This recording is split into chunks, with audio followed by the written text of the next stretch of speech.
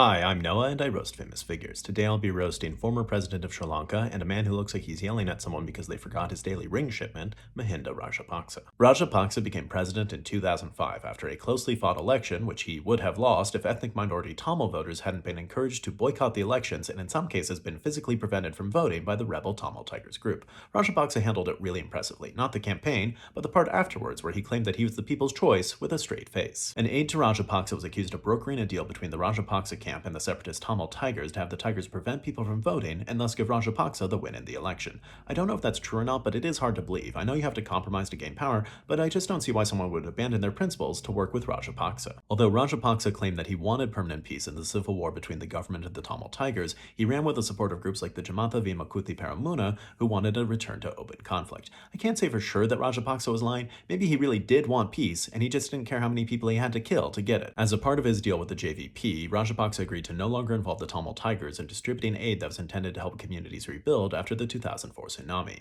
As with any armed group, there are plenty of reasons to not like the Tamil Tigers. I just had no idea that Rajapaksa's reason was the way they rebuild things that have been knocked down by storms. In Rajapaksa's first year as president, the Tigers seized a water reservoir and Rajapaksa had the army attack them, even though there was a peaceful deal in place to restore water access to the local villages. Rajapaksa knew that if he took the deal, the Tigers might use resources as a hostage again, but if he attacked them, they definitely would. Rajapaksa once defended the army from accusations of war crimes by saying our troops carried a gun in one hand and a copy of the Human Rights Charter in the other. That's obviously hyperbole, but giving a copy of the Human Rights Charter to every soldier probably would have caused a shortage and explained why Rajapaksa acted like he never had one to read. Alright, please consider donating to help the family that I sponsor in Gaza. If you'd like to support me or watch bonus videos, please check out my Patreon. Then let me know who else to roast and join me Monday for another video on Rajapaksa, but first join me next time for part 3 of my roast of 7th US President and a guy who looked like when that kid in the Gushers commercial had a banana head, Andrew Jackson.